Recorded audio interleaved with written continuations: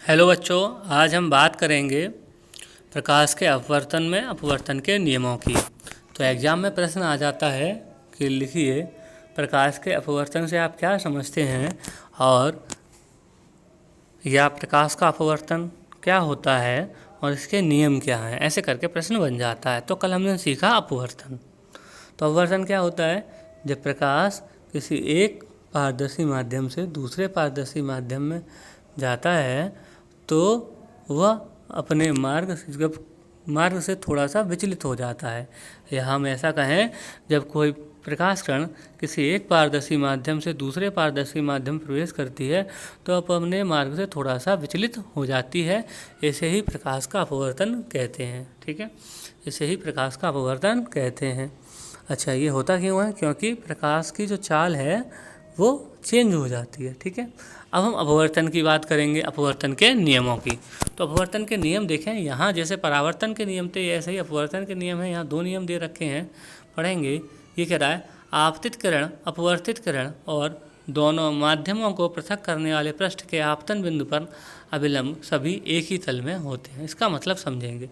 जैसे ये कोई तल लिया, मान के चलिए ये पानी है इसके नीचे, ठीक है, ये पानी यहाँ है, ये प्रकाश किरण कोई आ रही है तो ये जो है आने के बाद इस पॉइंट से थोड़ा सा अपने मार्ग से यहाँ से हट जाएगी, थोड़ा सा हटेगी यहाँ से। ठीक है, तो ये अपने मार्ग से थोड़ा सा हटी और देखें आप यहाँ पे, तो ये हो गई आपतित किरण, ये हो गई बेटा अपवर्तित किरण। ठीक है, दूसरी हम बात करें कि यहाँ पे अगर हम अभिलंब खींचें, ये अभिलंब खींचें, ये अभिलंब, ठीक है, और इस पॉइंट पे एक अभिलंब खींचें, तो ये बात हो रही थी कि आपतित किरण, अपवर्तित किरण और अभिलंब, ठीक है, और ये जो पृष्ठ हैं वो तीनों एक ही तल में होंगे, एक ही तल में है। ठीक है, अब दूसरा प्रश्न है, दूसरा है आपका कि प्रकाश के किसी निश्चित रंग अथवा निश्चित माध्यमों के युग्म के लिए आपतन कोण की ज्या और अपवर्तन कोण की ज्या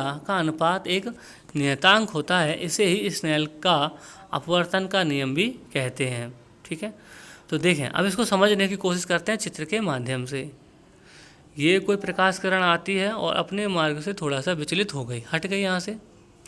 यहाँ पे फिर हमने क्या खींचे? अभिलंब खींचे, ये एक अभिलंब ऊपर, एक अभिलंब नीचे। तो इस किरण के बीच में जो कोण बनेगा वो आपतन कोण, यहाँ जो बनेगा अपवर्तित किरण और अभिलंब के बीच में वो अपवर्तन कोण। तो ये कह रहा है, मान के चलिए आपतित कोण है आई और अपवर्तित कोण है आर।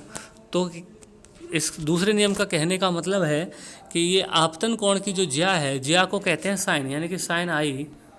ठीक है, साइन आई की बात हो रही है, साइन आई और साइन आर, इनका अनुपात एक नियतांक होगा, एक नियतांक होगा।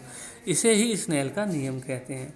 तो देखें, एक तो ये दूसरा नियम आपका नियम हो गया अपवर्तन का। ठीक है, दूसरा नियम बेटा किसका हो गया? अपवर्तन का नियम हो गया। ठीक, और ये दूसरा नियम को ही हम स्नेल का नियम भी कहते हैं, स्नेल के परिवर्तन का नियम। तो अगर आपसे कोई ये पूछ ले कि स्नेल के परिवर्तन का नियम, वो अपवर्तन का नियम बताइए, तो आप इस दूसरे वाले नियम को लिख देंगे। ठीक है, पूरा यही स्नेल ने कहा था कि प्रकाश के किसी निश्चित रंग के लिए, मतलब अगर कलर चेंज ना हो, एक फिक्स रंग ले लें हम और निश्चित माध्यम ले लें, माध्यम भी चेंज ना करें, दो जैसे माध्यम हमने लिए, वायु और जल लिया, तो हम उसी को ही रखें। तो आपतन कोण की जो ज्या होती है और अपवर्तन कोण की जो ज्या होती है, उनका अनुपात एक नियतांक या स्थिर होता है या स्थिरांक होता है। यही स्नेल का अपवर्तन का नियम है। तो आप इसको भी लिख सकते हैं। तो एग्जाम में पूछ भी लेता है इसको कि बताइए स्नेल का नियम क्या है, तो आप ये पूरा लिखेंगे। ठीक है, और कहाँ तक लिखेंगे कि sine i upon sine r बराबर स्थिरांक यानी कि नियतांक, ये यहाँ तक पूरा आप लिख लेंगे। ठीक है, तो ये बात हो गई इसके स्थिरांक की। ठीक, अब आगे हम बात करेंगे अपवर्तनांक है क्या। ठीक है, अब एक शब्द आता है अपवर्तनांक, अपवर्तनांक। ठीक है, तो चलिए पढ़ने की कोशिश करते हैं कि क्या कह रहा है किताब में। कि आप पहले ही अध्ययन कर चुके हैं कि जब प्रकाश की किरण तिरछी गमन करती हुई एक पारदर्शी माध्यम से दूसरे पारदर्शी माध्यम में प्रवेश करती है तो यह दूसरे माध्यम में अपनी दिशा परिवर्तित कर लेती है। किन्हीं दो माध्यमों के युग्म के लिए होने वाले दिशा परिवर्तन के विस्तार को अपवर्तनांक के रूप में भी व्यक्त किया जा सकता है। ठीक है। अच्छा, अभी आपने पीछे सूत्र पढ़ा साइन आई बटे साइन आर बराबर स्थिरांक, ये पढ़ा ना, स्थिरांक।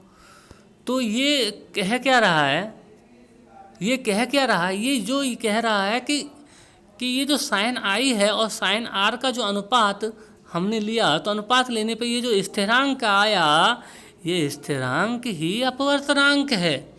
ये जो स्थिरांक है इसी को अपवर्तनांक कहते हैं। इसी को क्या कहते हैं?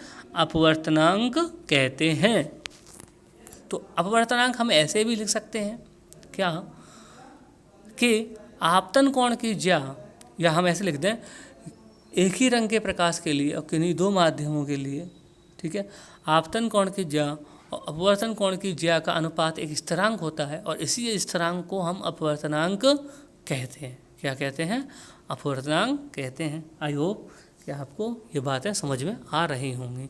यानी कि जो आपने स्थिरांक निकाला था पिछले सूत्र में, आपने जो स्थिरांक निकाला था, मैं बात करूं पिछले की, ये जो स्थिरांक था आपके पास, ये जो स्थिरांक था, यही स्थिरांक आपका अपवर्तनांक होता है। देखें इसमें लिखा भी है, इस स्थिरांक के मान को दूसरे माध्यम का पहले माध्यम के सापेक्ष अपवर्तनांक कहते हैं। यही स्थिरांक अपवर्तनांक कहलाता है। ठीक है, तो उम्मीद करता हूँ आपको अपवर्तन के नियम समझ में आए होंगे। आज के लिए इतना ही। बहुत बहुत धन्यवाद।